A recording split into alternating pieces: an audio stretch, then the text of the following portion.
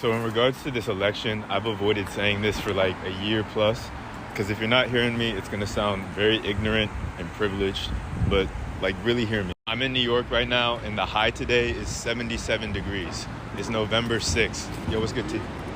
It's pretty widely accepted now that the Obama era made way for the Trump era. The optics of liberalism with a young black face kind of spurred that conservative heart of America to start beating double time and bring about someone like Trump, now twice. So that's one element. On top of that, I remember during the Trump era, social activism seemed way more pervasive, and even people who kind of occupy liberal spaces who are avoidant of those kind of things were more inclined to get involved because the extremity of the situation kind of prompted them to do so, especially in 2020. The other day, a young boomer said to me, you know, Kamala is our only hope at a relatively civilian lifestyle for the next 4 years. And it's true, and beyond that, her not being in office puts people's lives in danger, literally, right away from day one. But at the same time, that civilian lifestyle they alluded to, in many ways, is a luxury we cannot afford. It is 77 degrees on November 6th. Like, we really don't have time. And I feel like in the same way that the optics alone of the Obama era were enough to swing us hard onto this conservative authoritarian path, I don't know that anything less than an authoritarian maniac is enough to spur a sizable swath of this country into action. This really does feel like a put your money where your mouth is moment for us as Americans,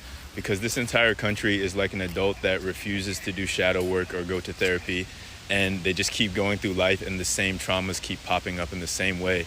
And it's like, this wasn't going to get fixed until we address the core issue. And the way that manifests is often pretty explosive. I see a lot of comments saying that the next 4 years are going to be really hard. And I just got to say, this is not about the next 4 years.